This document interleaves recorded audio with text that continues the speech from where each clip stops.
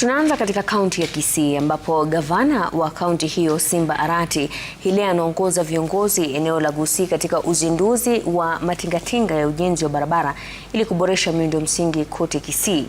Hafla hiyo inafanyika katika uga wa Gusii. Hivi sasa tuungane naye mwanahabari wetu Crispin Otieno ambaye anaungana nasi kupitia njia mbashara ili aweze kutupatia maelezo zaidi. Crispin.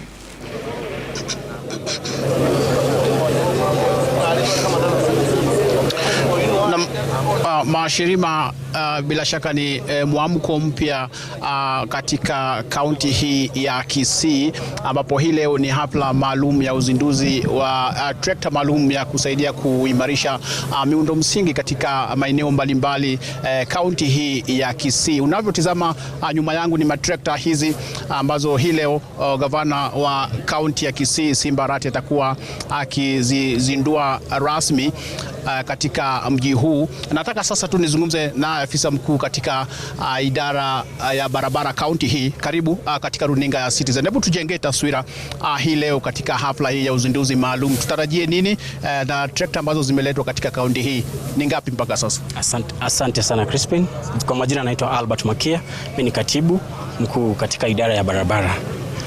Siku ya leo ni siku kubwa sana kwa wakazi wa Kisii County, inaongozwa na Mheshimiwa Paul Simba Arati, kwamba tunazindua trakta mpya vile umesema, mashini mingi za kusaidia katika ujenzi na za barabara katika majimbo letu la Kisii.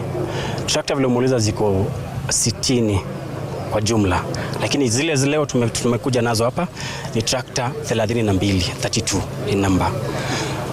Tuko na grader 15, excavators zile za kuchimba mchanga 8, tuko na shovels 3, tuko na rollers zile za kucompact 5, tuko na dozer 1. Zote zinakuwa 32 za kuanza kazi. Wiki mbili zinakuja tunaleta malori 20. Gari za kupeleka mafuta kwa mahali zitakuwa zinafanya kazi huko mashinani. Gari za sprinklers, wheel loaders za kubeba zote zitakuwa 60. So ni investments mzuri sana governor amefanya kuensure kwamba miundo msingi ya barabara iko sawa. Alafu kwa yule mwananchi mkazi wa kaunti ya Kisii ambaye anakutazama kwa sasa kule mashinani, atarajie nini wakati huu kuhusiana na masuala ya miundo msingi kaunti ya Kisii? Kwa muda wa miaka 3 imepita tangu gavana aingie serikali, tumekuwa tukitumia ile miundo ya kuleta contractors wanafanya kazi tunawalipa. Lakini kwa kweli tumelipa karibu kilomita 1000 kwa miaka 3 cumulatively, kwa jumla yote. Lakini ukitembea mashinani barabara zetu bado ziko na shida. Ndio maana gavana akasema abadilishe alete miundo msingi mpya, alete mbinu mpya. Mahali sisi tunanunua tractors na machines zetu kama county, tunatuma afisa wetu, tunaweka mafuta, tunafanya barabara.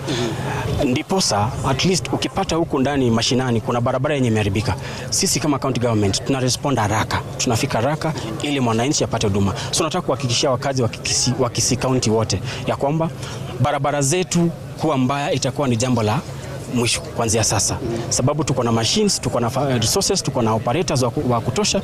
Tutafanya kazi usiku na mchana, especially ile time ya dry season. Maeneo yapi ambayo kwa sasa mtazipa ama mtayapa kipaumbele kuhusiana na jinsi ambavyo mnatarajia kutengeneza barabara kaunti ya Kisii? Kisii County tuko na sub-counties 9.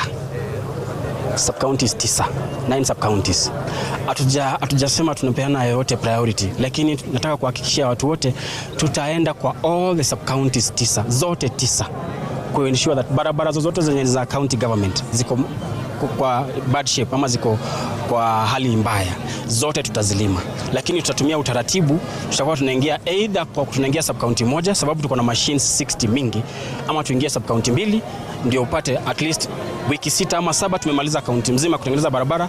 After kumaliza hapo tunatuma hizi machines zikae mashinani huko, ndio wananchi wakisema barabara fulani imeharibika zina respond immediately. Kazi yetu ni kutuma mafuta, zinafanya kazi. Asante sana. Thank you.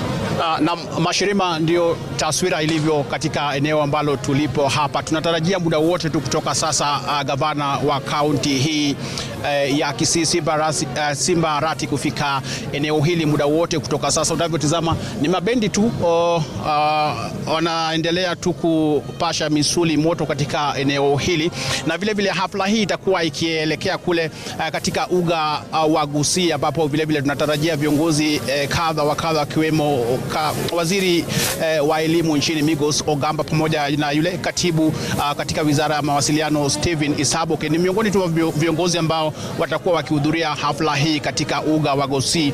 Na vilevile pinde tu hafla hii itakapokuwa ikianza rasmi, tutakuwa tukipeperusha matangazo haya moja kwa moja katika runinga ya Citizen kuanzia mwendo wa saa 8 mchana. Kwa hivyo tutakuwa tukiachia hapo tutakuwa tukiandamana na viongozi ambao watakuwa wakifika hapa hadi katika uga wa Gusii, ambapo shughuli yote itakuwa ikifanyika katika eneo hilo, na vilevile wananchi kutoka maeneo mbalimbali pia watahudhuria hafla hiyo ya siku ya leo. Mashirima. Naam, shukrani.